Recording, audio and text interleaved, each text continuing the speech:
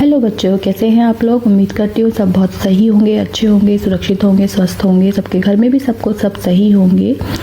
बच्चों, मैं आपको कल भी बताया था कि जो मैंने डे डिसाइड करे हैं वो सोमवार और बृहस्पतिवार जो है वो मैंने डिसाइड किया है क्लास 6 का। तो आज बृहस्पतिवार है, मीन्स थर्सडे है, और आज क्लास 6 का टर्न है। तो आज से हम क्लास 6 का विज्ञान स्टार्ट कर रहे हैं, जो कि हम पाठ 1 दैनिक जीवन में विज्ञान। सबसे पहले हम ये समझेंगे कि दैनिक होता क्या है। देखिए, बहुत सारी टर्म्स होती हैं, जैसे कि है दैनिक, फिर आता है आपका साप्ताहिक, फिर आता है आपका मासिक, फिर आता है आपका वार्षिक। ये 4 टर्म मैंने आपके सामने लिख दी हैं, दैनिक, साप्ताहिक, मासिक और वार्षिक। तो दैनिक क्या होता है? दैनिक का मतलब है जो हम काम रोज कर रहे हैं, एक दिन मतलब रोज कर रहे हैं, रोज करने वाले काम को हम दैनिक कहेंगे। साप्ताहिक मतलब 7 दिन में होने वाला काम, जो कि एक सप्ताह में होता है। जो हम एक सप्ताह में करते हैं काम, वो साप्ताहिक हो गया। मासिक मतलब एक महीने में होने वाला काम, और वार्षिक मतलब एक वर्ष में होने वाला काम। तो दैनिक जीवन में विज्ञान का मतलब कि जो रोज की हमारी जिंदगी है उसमें हम विज्ञान को कैसे प्रयोग कर रहे हैं, ये है हमारा दैनिक जीवन में विज्ञान। तो चलिए हम इसको स्टार्ट करते हैं चैप्टर को। अब मनुष्य स्वभाव से सदैव ही जिज्ञासु प्रवृत्ति कर रहा है। आपको पता है कि हम जब छोटे बच्चे होते हैं उनको पूछते हैं, मम्मा ऐसा क्यों है, ऐसा क्यों है, ऐसा क्यों है। तो मनुष्य में हमेशा ही हर चीज के प्रति जिज्ञासा रही है कि ये कोई भी काम है वो कैसे हो रहा है। जैसे कोई भी चीज ऊपर फेंकने या छोड़ने के बाद जमीन पर क्यों गिर जाती है, प्रेशर कुकर में खाना जल्दी क्यों बन जाता है या कैसे बन जाता है, दूध से दही कैसे बनता है, फ्रिज में सामान ठंडा कैसे रहता है, चिड़िया कैसे उड़ती है। बहुत सारे क्वेश्चंस हैं जो कि बच्चों के दिमाग में आते हैं और हमें उनके आंसर्स नहीं पता होते हैं, लेकिन इनके आंसर होते हैं विज्ञान के पास, और विज्ञान इनके बारे में सब कुछ अच्छे से समझा सकता है और बता सकता है। देखिए, ये हैं सर आइजैक न्यूटन, जिन्होंने ये बहुत बड़े महान वैज्ञानिक थे, जिन्होंने ये बताया था कि कोई भी अगर वस्तु पृथ्वी पर गिर रही है तो वो क्यों गिरती है। तो वो गिरती है गुरुत्वाकर्षण के कारण, क्योंकि पृथ्वी का जो गुरुत्वाकर्षण बल होता है वो हर वस्तु को अपनी ओर खींचता है। कोई भी वस्तु है, हम कोई भी पत्थर डालते हैं या हम कोई भी गेंद डालते हैं, कोई भी सामान है, वो जमीन पर ही गिरता है। ऐसा क्यों होता है? वो गुरुत्वाकर्षण बल के कारण होता है, जो कि पृथ्वी लगाती है हर एक वस्तु पर। और ये किसने बताया था? ये बताया था हमें सर आइजैक न्यूटन ने।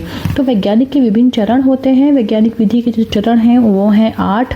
पहला है जिज्ञासा। जब तक हमें किसी चीज की जिज्ञासा नहीं होगी, हम उसके बारे में प्रश्न नहीं पूछेंगे, तो वो उसका कोई भी आंसर या कोई भी परिकल्पना कुछ भी नहीं निकल सकता। सबसे पहला जो चरण है वो है जिज्ञासा या प्रश्न करना। दूसरा है परिकल्पना, हम उसके बारे में सोचते हैं कि अरे ये हुआ है तो ऐसा क्यों हुआ है। तीसरा है उसका परीक्षण, कि हम उसको टेस्ट करते हैं कि क्या ये दोबारा से हो रहा है। फिर चौथा है उसका निरीक्षण, विश्लेषण या वर्गीकरण। निरीक्षण मतलब फिर हम किसी और को बताते हैं कि अरे ऐसा हुआ था, हमने ये किया, ऐसा आया, क्या ये सही है। और अगर वो सही होता है तो पांचवा है अभिलेखन। हम उसका अभिलेखन करते हैं, उसको लिखते हैं, उस पर पुनर्विचार करते हैं, फिर हम एक निष्कर्ष निकालते हैं और फिर उसको हम नए प्रयोग के लिए प्रयोग करते हैं। तो इस तरह से जो 8 चरण हैं ये सारे विज्ञान के चरण हैं। अब हम देखते हैं कि दैनिक जीवन में विज्ञान की क्या देन है। तो इसमें तो कोई दोराय नहीं है, शायद आपको पता ही होगा बच्चों की। अब बताइए, जब हम पुराने जमाने में हमारे मम्मी पापा जाया करते थे तो कैसे जाया करते थे? तो वो जाते थे बस से या फिर साइकिल से। लेकिन अभी क्या है? हमारे पास कार भी है, और हमारे पास जाने के लिए मोटरसाइकिल होती हैं, और हमारे पास एक जगह से दूसरी जगह जाने के लिए वायुयान भी होते हैं। इसके अलावा जब हम पहले फ़ोन करते थे तो किससे करते थे?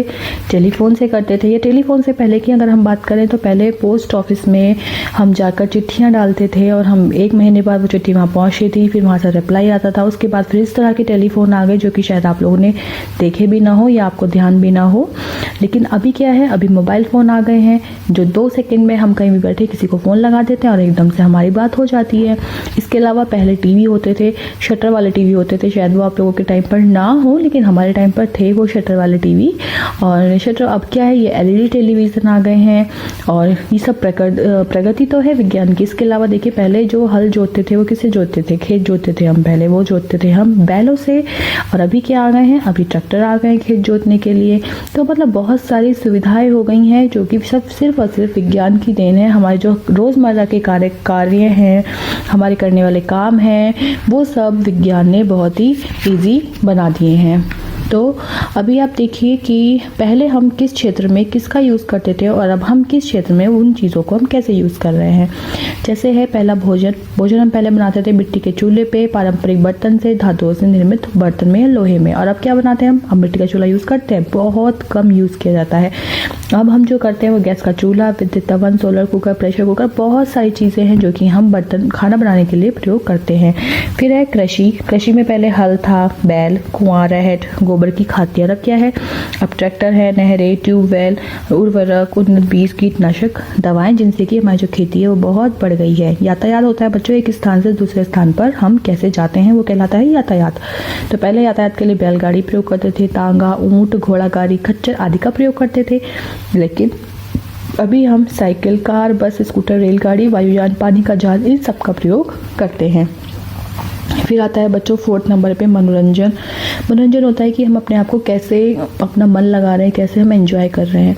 तो सबसे पहले था नाटक थी, नौटंकी थी, कठपुतली थी, नृत्य थे। लेकिन अब क्या है? रेडियो है, ट्रांजिस्टर है, टेलीविज़न, सिनेमा, वीडियो गेम आदि।